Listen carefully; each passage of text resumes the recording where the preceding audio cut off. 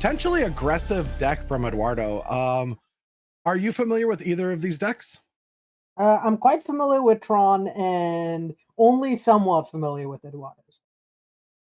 All right, so we have the hands are flipped, or the graphics are flipped. Yeah, I have dyslexia, but I don't feel like it's this bad. Um, so we are seeing turn 4 Tron here. There is a guarantee of it unless a power plant or a tower mine come off the top, and I guess we're gonna see an attack here, and I guess we're gonna get, we're gonna start cooking. That's kind of interesting. I don't think it gets played, the Sylvan Uh, Scrying. it's tempting to me for sure because scrying for Boseiju here seems like one of the ways that Cedric's deck actually has to interact with Eduardo's game one. Game one in particular, it's pretty rough. There's not much uh, the John deck can do against Tron. There's not much by way of disruption. So this wouldn't be that surprising to me actually. Yeah, and that's actually what we saw. Yeah, that's heads up, and that'll be a way to interact with a future Tron piece, which there's a ton of redundancy in Cedric's hand, so we will probably see turn 5 Tron, and it still means that Eduardo is going to need to find a little bit more aggressive elements to make sure to get over the finish line in time. Yeah, turn 4 versus turn 5 is a pretty huge difference here, though, because that's one more turn of the constructs attacking off Urza Saga, and those are the main way Mhm. Eduardo's deck has of applying pressure. So I think that Sylvan Scrying may actually end up changing the course of this game. Yeah, you're right. Yeah, this will be the ability to start making constructs, and the treasure tokens will be able to besiege you on those lands. Yeah, that's uh it seems to me that, what is it? I mean, One Ring would have to really do a lot of work in this one. Yeah, and One Ring is a little precarious for a Tron deck in a position like this too, because if there's a lot of early aggression and we see that Lightning Bolt in hand, I wouldn't be surprised to see the life loss off One Ring really end up mattering as Eduardo tries to get those final points off of Cedric. Yeah, and that's what we're gonna see. We're gonna see Asmo uh hitting play, and then also being able to make that construct. Yeah, this is a bad spot for Cedric. Yeah, those cookbooks also really start to add up in terms of size of the constructs. Like we'll see one attacking the next turn for maybe 5, 6, and wouldn't be surprised to see more than that even on future turns.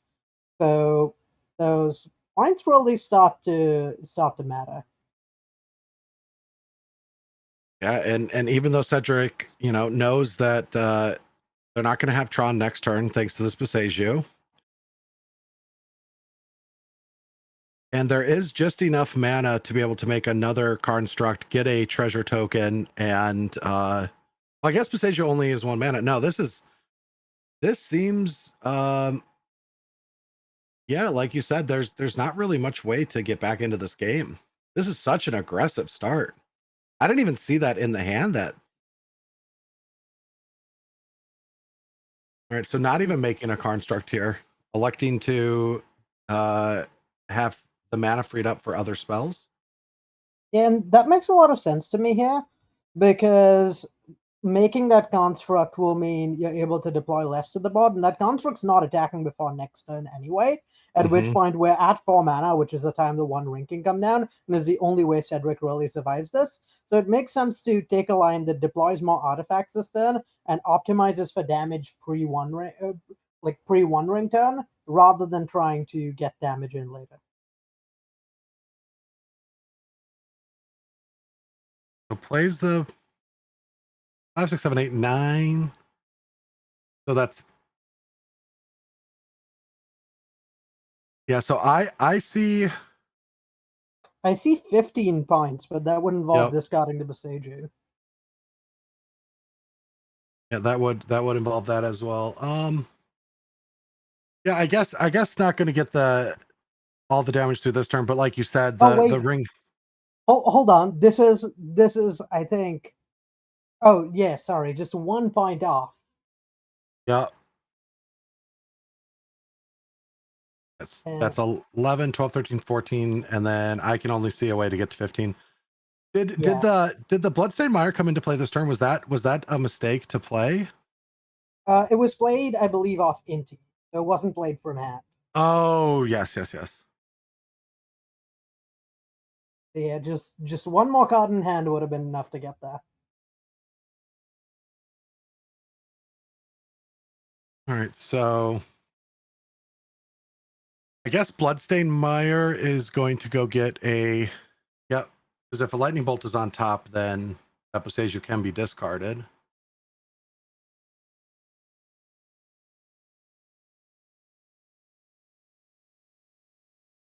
All right.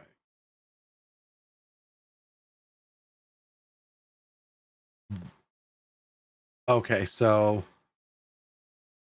I like to do this now. So Passage is going to take out that power plant, going to find a forest.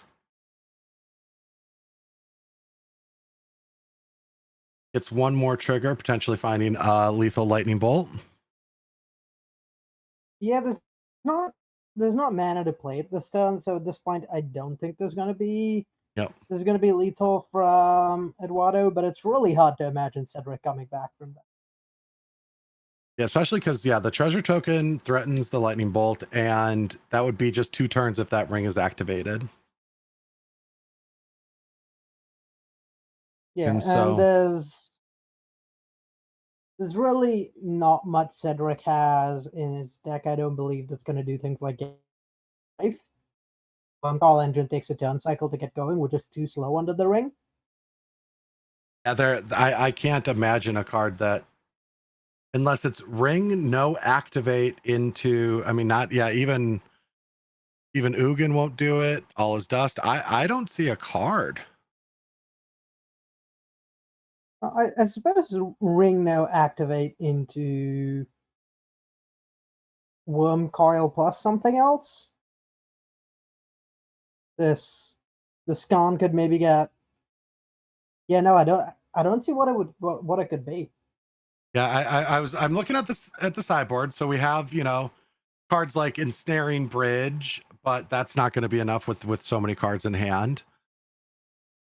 And so I think we'll see just a pass, and then I would assume Cedric will activate that one ring and hope to draw into something. It could just be another Karn ring and trying to generate some value that way, pop off some of these spheres and stars. Yeah, con into the One Ring maybe gives Cedric time to draw out of this. If he can maybe hit a land drop or two, go Worm Coil plus Ugin, something like that. Yeah, so we will see a pass. Now, Cedric is debating on whether to activate this one ring or worry about that life total, because that does put Cedric on a clock and already has so many cards to deploy in hand. So does that actual card give any value? If you were in this spot, would you be activating this one ring? I would consider it, but I think I would rather not. It's really close though. So what it comes down to is you're gonna get one ring activation at some point over the course of this game, right? And the Nope. question is whether you want to do it this turn or some other turn. The issue with activating the One Ring here is it locks you into Khan plus playing another One Ring. There's not really another line you can take where you're not dead to Bolt. And I don't love being forced into that corner in Cedric's spot. So I like not activating the ring. If you're gonna go get Khan in one ring, you're gonna get another turn cycle where you'll have that exact same decision. So you don't need to make it right now. That's fair. You're saving one life over 2 extra cards. And Yeah, and that the counterpoint, I suppose, where Cedric might want to use it here is if he's certain he's playing Khan plus a One Ring next turn, then this is his one chance to use the ring without having to worry about needing to legend rule it the next turn because he already knows he's going to be able. yes. And that'll generate a couple more cards in value. Uh and that would lock in the Karn, but then the Karn is down, and so you don't have access to any of your sideboard options anymore with that specific copy of Karn. And yeah, because Enti and Regavan are so low to the ground, I don't really see how Cedric is theoretically going to get that. Oh, just goes for it and hits an Oblivion Stone. Now that that is a powerful card, but that would not be enough, knowing that Lightning Bolt's in hand. Yeah, though Oblivion Stone I think is going to be enough over 2 turns, because what Cedric can do here is get another ring, play the ring, that one won't have a counter on it, and then next turn Oblivion Stone. That does involve playing around Lightning Bolt, though, which we know is in Eduardo's hand, but Cedric doesn't know. So it makes sense to take a line that I have been keeps him playing safe on Magic guard. with I've been playing Magic with Cedric for 15 years, and we both live and die by the make 'em have it. And they have it. All right, so we see an Oblivion Stone. Now, I don't know if you crack it right here, though, because I guess what's the advantage of doing it now instead of next turn? I guess activations with the cookbooks. Yeah, denying mana, that sort of thing. And discarding cards to the cookbook to bottle off Inti. Oh. All right, so we are moving to sideboard. Eduardo is up a game. And I don't think things get better for Cedric with Tron. Now we see Eduardo getting to bring in Pick Your Poisons, an additional Boseiju. Yeah, they don't get better, but they also don't get that much worse. There's no Blood Moons, no Magus of the Moons like in your sideboard. Now Haymakers are just with Cedric out of the game. So I think it's going to be a pretty similar matchup post-mod to what it was game 1. Just with some slight upgrades. Yeah, it's definitely better for Eduardo, but it's pretty close. That Ren in 6 that he's pulling out is really tempting here. When you have all these Boseijus, it's kind of tempting to try and Boseiju lock Tron out of the game. But the problem with an approach like that is if you don't apply enough pressure, Tron's eventually going to just get to 6, 7 lands and start playing the Haymakers. So That means I have a question for you, just a theory question. What a card like Ren and 6 in the sideboard, I initially go to, oh, that's a card that you would want in a matchup where Boseiju is good, because if it's not there, then you want it in mid-range matchups. But isn't this deck already kind of a mid-range deck? And so it feels like you're boarding a card for the matchups that you're supposed to exploit. yeah, it's an unconventional choice for a deck like this. Like you don't often see Ren and 6 in the sideboard. Either you want it main deck or you don't have it at all. But we saw Eduardo bring it in here. I think there's matchups similar to Tron, like Amulet Titan, where that Ren and 6 can really put in work. And even in mid-range matchups, it's one axis this deck struggles a little is it's really mana hungry. So against decks that are trying to shrink the game, it makes sense to be bringing Ren and 6 in out of the sideboard, even though that's the matchup you're kind of already set up for. Yeah, it's very interesting to see Ring and Ren planning for mid-range matchups when you're already kind of what I assumed was a deck that was good against mid-range decks. But it does, there are a lot of one-drops in the deck that probably can get sideboarded out, and it does make sense. Now we see Cedric mulliganing into turn 3 Tron. Always a good start. Yeah. But is this a mulligan to 5? Because we saw, okay, yeah, map came back. For a second, I thought that the map was going back, so I thought it was a mulligan to 5, because I can't imagine getting rid of map. Now, things also change with Pick Your Poison, where that map is exploitable. Yeah, it's an interesting spot here, trying to balance being able to be drawing to threats versus Oh, it's a multi-4. Oh, that explains why there was a consideration of that map going away. At some point, you do need spells. yeah, and we're going to assume see Pick Your Poison to take a quarter of Cedric's resources away from him. Yeah, that was the fastest slammed pick your poison I've ever seen.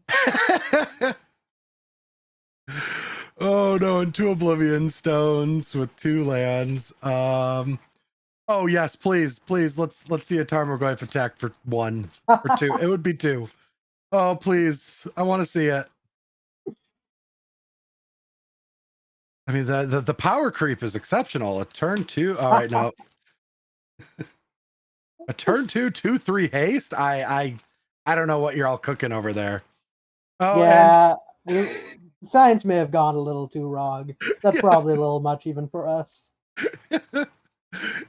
And a story as old as magic itself. Tron stuck on 2 lands with 3 massive artifacts in hand.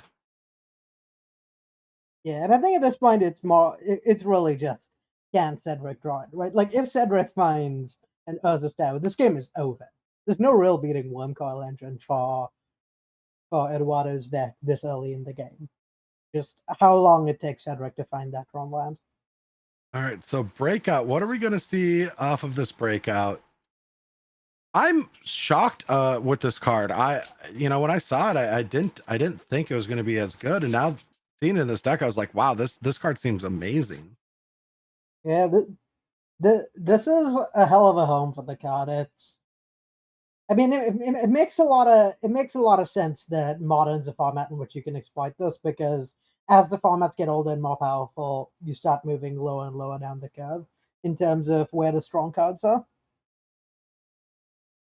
Yeah. And so we see Daredevil being taken as this will be a way to grow these little critters. Yeah, and being able to put Daredevil in Handoff Breakout is such a nice it's such nice utility. It really makes it kind of a split card between getting a threat and getting your engine going. Yeah, I'm very impressed with Breakout and just the it feels very good. It doesn't feel overpowered, but it doesn't have that feel bad where if you can only play the deck with 1 and 2 drop creatures because you can already miss, right? All right, so Yeah,